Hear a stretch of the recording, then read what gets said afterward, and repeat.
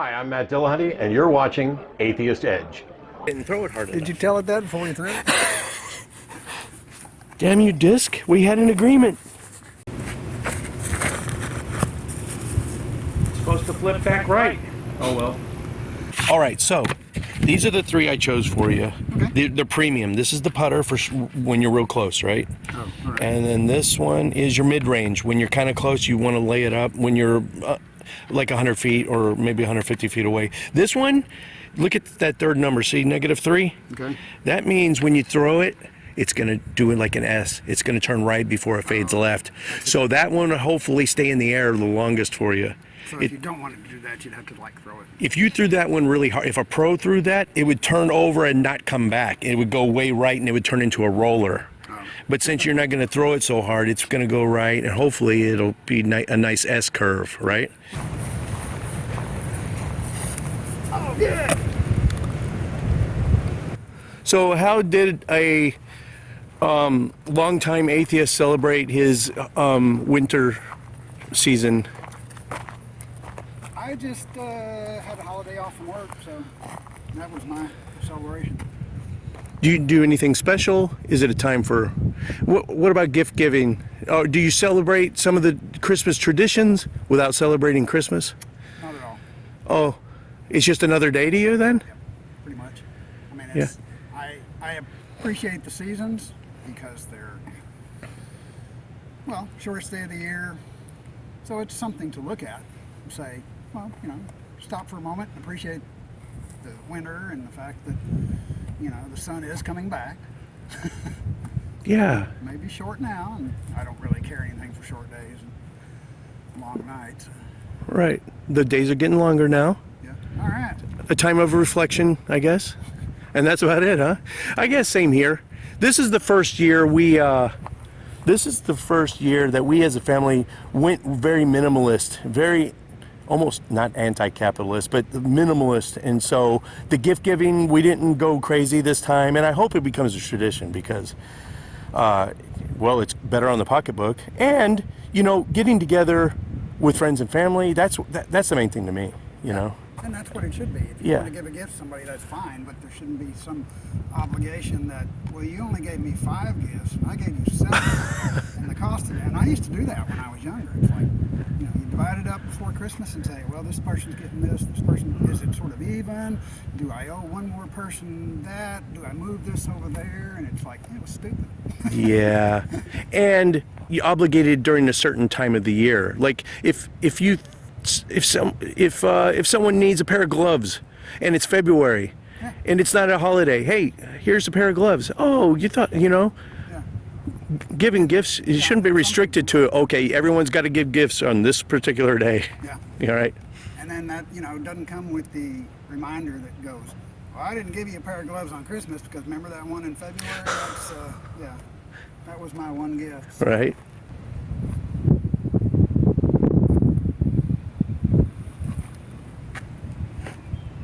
What did I tell you? Oh, get it in the basket. Yes, get it. Yes, buddy. See? Perfect. I'm kind of impressed that they would put this course on an elementary school property. I know, right? Even a little 9-holer. And this one, it's basically the easiest course in Dallas-Fort Worth. But the fact that they utilized all this extra space here, Yeah. and churches, it might be a recruiting tool, but a lot of the bigger churches have at least a 9-holer out back. Yeah. And it's free to the public. Screw it. I'll go play at a church. I don't care. It might go along with their, you catch them early and we'll have them for life. Yep.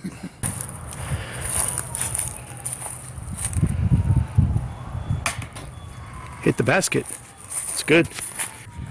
They still have 2 points. You get half a point for hitting the chains or the basket. I don't think I can get it thrown hard enough to do anything.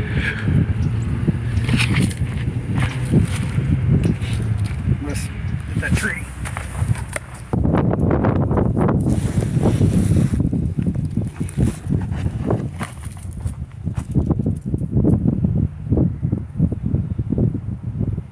Take it.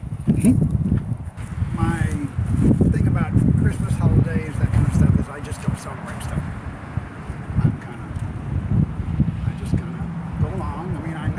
things, but I don't have parties, and I don't know. I'm not sure what it is. Yeah. Were you ever a big partier? Nope. Kind of But it comes from being non-social. an introvert, which isn't a bad thing. Yeah. Well, Yeah. you know, it's like, but it kind of causes you not to celebrate stuff, maybe. You know, but I appreciate others. I mean, I like listening to people have a good time. I like all the lights people put up. You know, you go to that trouble. It's like, I enjoy them, and I tell people that I enjoy it, but it's not like I'm going to do that myself. You represent the vast majority of the atheist community, I would say. You know, and being an introvert is not a bad thing, and you can still enjoy time with others, and you know. Yeah. And if you go, it doesn't mean you don't go to big events or parties and stuff. It just means you need time to decompress afterwards, and you know, you take it in small doses. Yeah. This sport has just almost doubled in popularity just in the last couple of years because of COVID. Everyone's saying it's because of COVID, because this, you're out in the open, you can stay completely socially distanced from even the people you're playing with, right? And so it's that, and a lot of the superstars in the sport are making some big gains, and the technology of the discs has really grown in just the last few years. So if you tried to play this with discs from the late 80s, 90s, it's a whole different animal. These are so much better now. It's increased so much. But yeah, the sport is going crazy.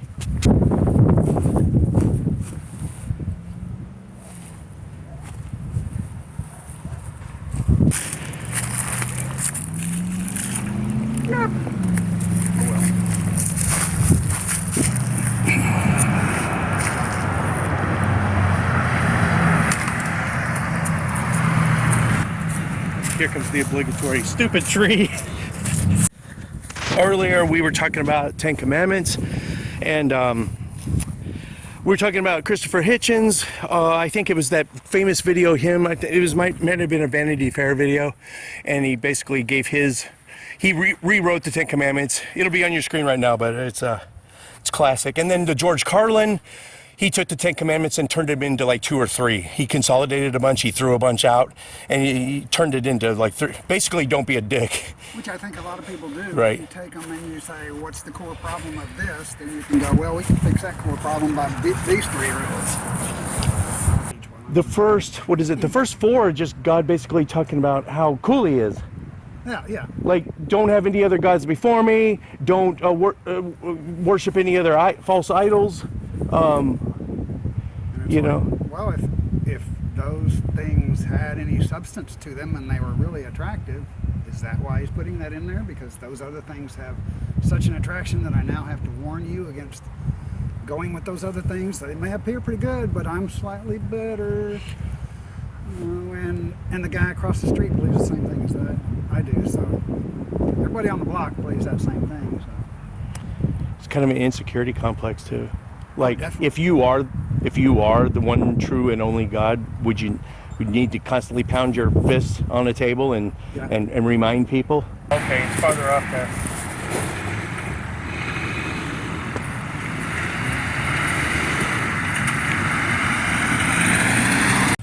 People that are newly deconverted, they've been Christian or whatever they were for however long, they finally lose their faith. One of the biggest concerns they have is there a community for me? Because part of church for them was a feeling of community.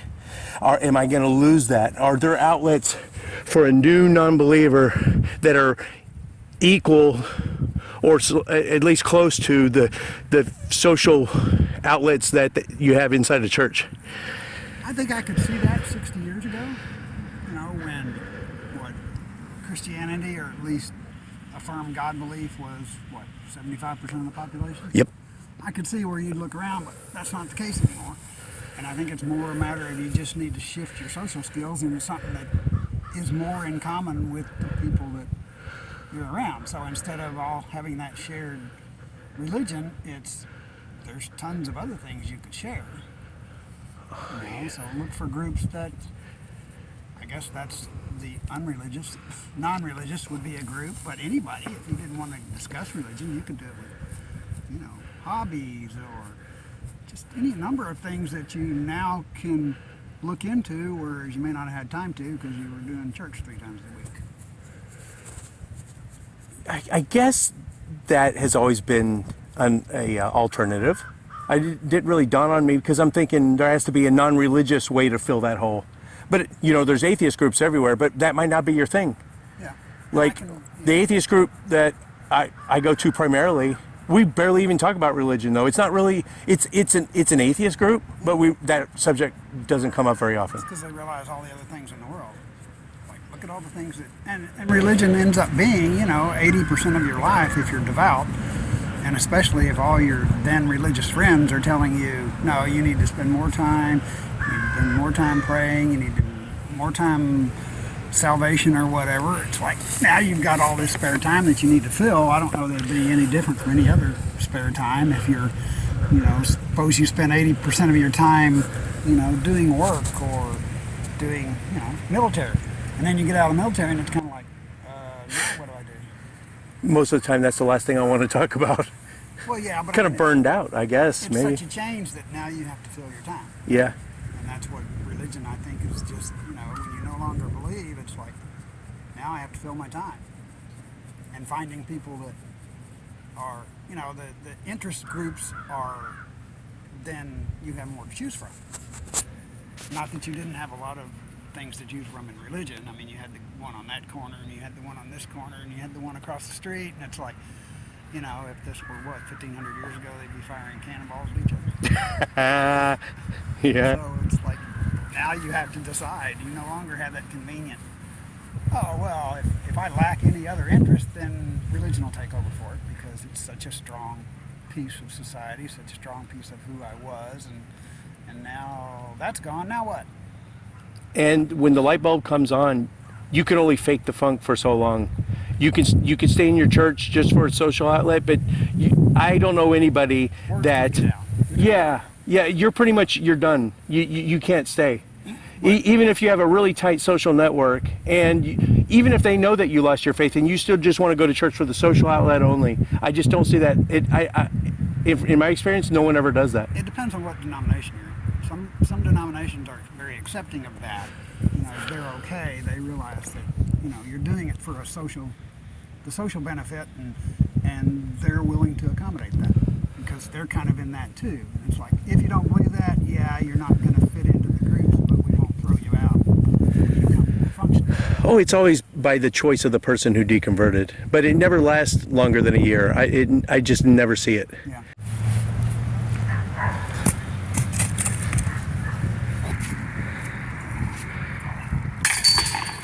Oh, that's tough. I think it pulls on.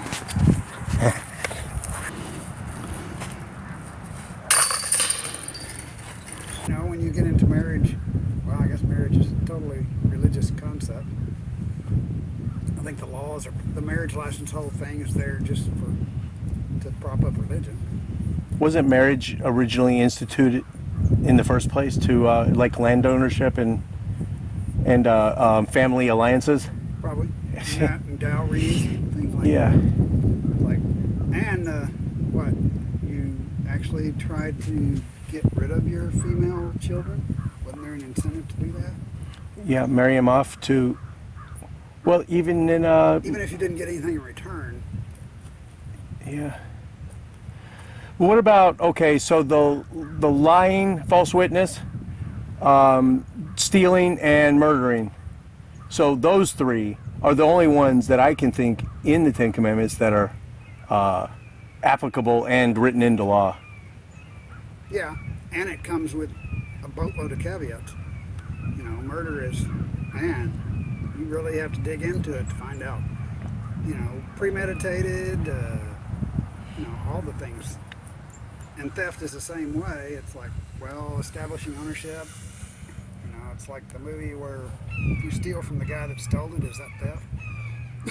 Oh yeah, it gets more complicated than thou shalt not murder. Yeah, your social. Ooh, I missed it on camera. Yeah, that was a hawk. She's going after something, boy. Oh yeah, your social environment is so much more complicated that most of those rules just don't hold up because there are so many exceptions and so many caveats that, it'd be nice if they were that simple, I suppose. Right. But they're not. And that might apply to everything on the list. It's just it can't be that simple anymore. Unless you're going to live out in the woods and you're going to live a devout life, and you know you have your church village and things like that. You know, those rules are pretty easy. What about honor thy father and mother? That is not as cut and dry either. Yeah. Because what are would be some exceptions? When would it not be wise to honor your mother and father? When they're not worth honoring, but I think there were so many things back when those laws came about that they were clear-cut behavior. You know, how much of stuff that parents do now was acceptable? You know, how much is now called child abuse where it used to be just called discipline? So it's like Corporal punishment. Yeah, I was disciplining. Well, yeah, but now we'd call it child abuse and we'd call the authorities on you, in which case you wouldn't be a very good example of, you know, is that where they get, if you're the child of an abuser, you're likely to be an abuser yourself? The biggest problem with the old law is that they're designed to never change. And it doesn't. And that's ridiculous. Society changes. Yeah. You know, values change. We have a court system that's based on change and precedent. Like, I don't care what the original law said. If you took it to court and you proved it, and you know, that's what makes a judge such a hard job. It's like they have to look at a lot of stuff. They can't look back, you know, 1,000 years ago. Well, this is the way it was then. Yeah, but you know, and so v so and so, they decided that, are you going to ignore that? So it's great for, you know, back in a simpler time, but it's not anymore. If a child is taken away from their parents due to extreme neglect, a case like that, does God really want that kid to honor his parents still? I mean, come on. Or are we thinking too deep into that commandment? Well, it might be. Is it use your common sense? Is that what God's trying to say? It might be contravened by some other part of the Bible. In other words, if they got to the point of being guilty of that, did they violate some law building up to that? And, you know, had we applied all those interim laws, then we wouldn't be getting to that final place of you being in violation. I don't know. Probably Yeah. No, that makes sense. I mean, to want your neighbors stuff, jealousy, envy, all that stuff. That to me seems like it would have been first to go. Coveting is the foundation of capitalism. Yeah. Without it, there would be no capitalism. But I mean, even soft capitalism, even the capitalism where you don't really see any, you know, you don't go over to the dark side of capitalism. You just sort of like, hey, that looks like a neat looking camera. Where'd you get that? You know, is that envy? Is that wanting that camera? Or is that more, I like the quality of the stuff you got. Where could I get that stuff? Not, well, he sleeps and goes to sleep at 9 o'clock. I can just go over there and take that camera. Like, it just doesn't seem like it, you know. Is coveting always a bad thing? Yeah. It's like, I see something that looks cool. I would like to have that too. But, you know, it could lead to something I would consider maybe not harmful, where you're keeping up with the Joneses. Like, oh, our next door neighbor's got an in-ground swimming pool. We got to go into super amounts of debt so we can have a pool just to keep our social status up. Yeah, but I would say that's way beyond that commandment, because that almost goes into, like I said, keeping up with the Joneses, whereas this is just, oh, you have stuff. Well, I guess you could. Yeah. You have stuff, I need stuff. Is that coveting? Yeah. And again, adultery is not even against the law.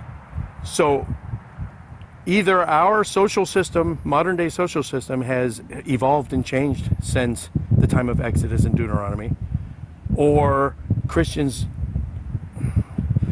well, you know what they're going to, a lot of them are dispensationalists. They'll say those don't apply to us anymore. Those are just for the Jews, for the Hebrews. Or secretly they wish that all the commandments were true and abided by and all that, but they just can't do that, or they don't want to be ostracized by all their neighbors for being just so hardcore that that's what the commandments say. How many of those fundamentalists that wish all the laws of the Old and New Testament were followed and were put into law, how long do you think they would last if it actually was that way? Yeah, I don't think until their wife needed an abortion, or until there's several. I mean, the list is, yeah. There's so many things that you can point to that, what about that? What about this? It's like, it's a matter of evolving. The Ten Commandments have evolved. It's just, it depends on your perspective as how far they've gone. You were thinking, or? No, the toxins question was anytime you sweat, that's how your body gets rid of toxins. That's Right. a lot of the reason people go into sweat rooms. And that's why I said hold that thought. Let's get this on camera because I think we disagree on this. Toxins. Oh, how do you define toxins first off? What in your body is actually toxic? Anything it doesn't want. Urea, bile, Byproducts of feces. anything. Not to mention the incredible number of chemicals that we're assaulted with every day in your water, in your food, in the air. And sweating gets rid of those faster than not sweating. Well, So when you sweat, it comes out with the sweat? yeah. Plus if you don't sweat, then your sweat glands just get clogged up. Are you talking about preservatives and additives in food? Pesticides maybe? Well, all that stuff is considered toxic to your body. So how your body gets rid of it, I've always considered sweat one of them, urinating, defecating. Those are really the three ways that you can get rid of toxins. The body has the whole reason I want to talk about it is I think the body has a mechanism for getting rid of all what you consider toxins. Right.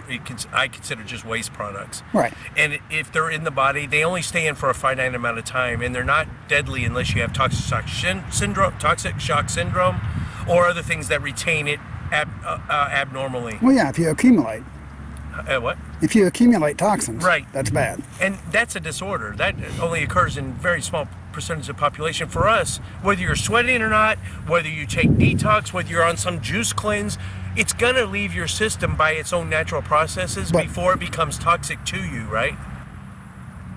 No, I'm going to say that if you introduce something into your body that it doesn't know how to deal with, something that maybe wasn't here 100 years ago, not to mention back when evolution, acclimated us to a particular environment, particular air mixture, now we've got a dozen or more major chemicals in the air that our body doesn't know how to do with. It has to ingest them. And I think you have to help your body get rid of that. And sweating's one of those And ways. sweating's one of those things.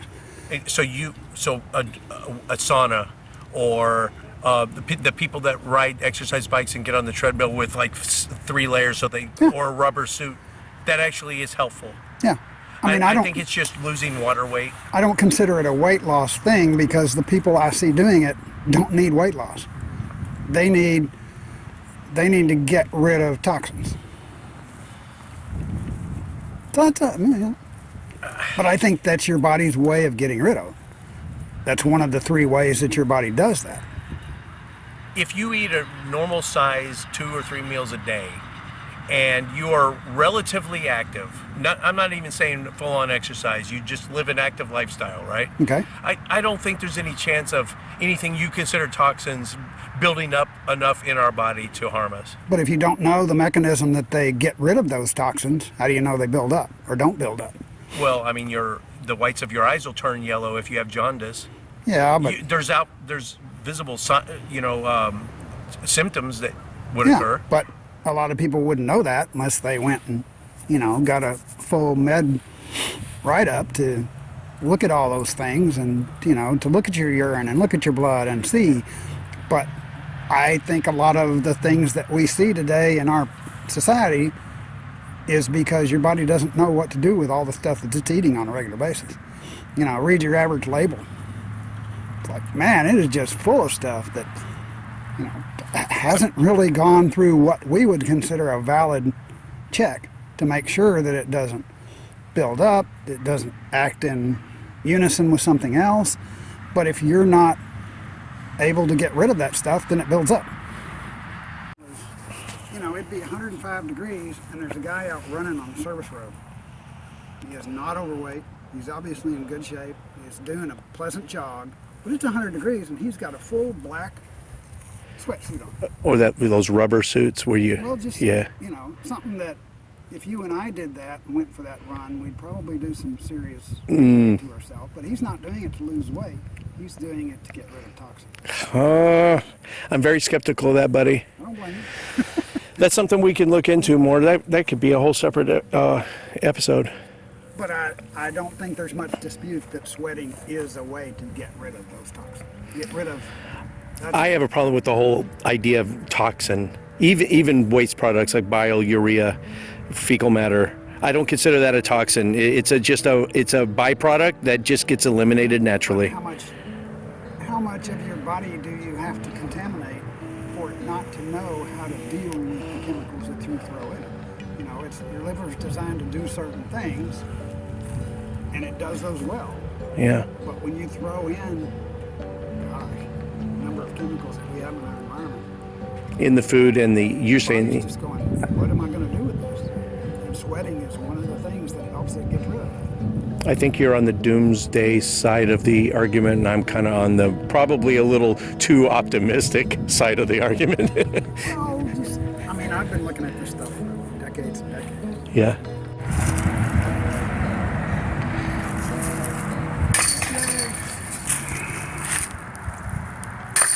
All right.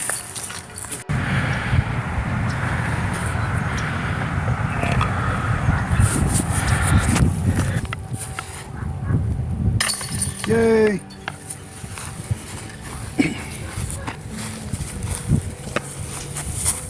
Turn off.